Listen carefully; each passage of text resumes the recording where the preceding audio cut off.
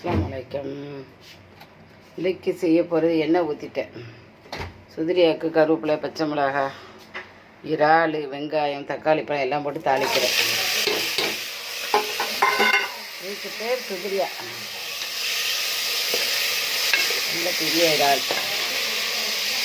இறாலை பாருங்கள், இல்லை 3 இறால் போட்டுக்கிறேன்.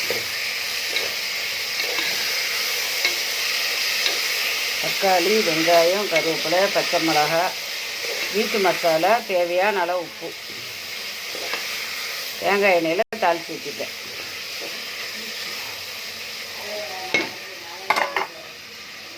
இந்த சுதிரியாக தான் இந்த சுதிரியாங்கிற இந்த இதான் போட போகிறேன். மக்ருனி நல்லா இருக்கும். தேங்காய் பால்,